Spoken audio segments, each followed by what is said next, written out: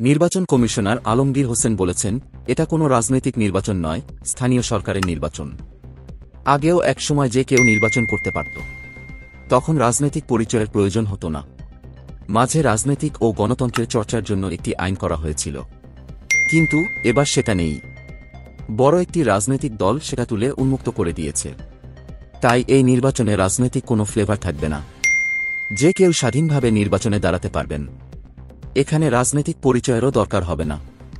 শনিবার দুপুরে মানিকগঞ্জ জেলা প্রশাসকের সম্মেলন কক্ষে অনুষ্ঠিত মানিকগঞ্জের হরিরামপুর ও সিংগাইর উপজেলা পরিষদ নির্বাচনে প্রার্থীদের সঙ্গে মতবিনিময়ের আগে সাংবাদিকদের কাছে তিনি এসব বলেন। এমপি মন্ত্রীদের আত্মীয়স্বজন নির্বাচনে অংশ নিতে পারবেন না।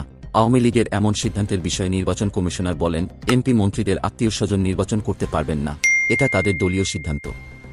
একটা দলের দলীয় সিদ্ধান্ত থাকতেই পারে, কিন্তু আমাদের নির্বাচনী আইনে যে কেউ নির্বাচন করতে পারবেন যদি সে কিনা এলাকার ভোটার হন। এখানে আত্মীয়ের কোনো বিষয় নেই। বড় একটি দল নির্বাচনের বাইরে থাকায় নির্বাচনটি অংশগ্রহণমূলক হচ্ছে কিনা এ প্রসঙ্গে নির্বাচন কমিশনার বলেন, এবারের নির্বাচন কোনো রাজনৈতিক নির্বাচন না হওয়ায় স্বতঃস্ফূর্তভাবে সবাই অংশ নিচ্ছে। আনঅফিসিয়াল হলেও বিভিন্ন জায়গায় বিএনপির লোকজন নির্বাচনে অংশ নিচ্ছে। তার মানে অংশগ্রহণমূলক নির্বাচন অনুষ্ঠিত হতে যাচ্ছে। জাতীয় নির্বাচনের সময়ও ভোট বয়কটের কথা বলা হয়েছিল উল্লেখ করে নির্বাচন কমিশনার আলমগীর হোসেন বলেন, শান্তিপূর্ণভাবে আমরা জাতীয় নির্বাচন করেছি।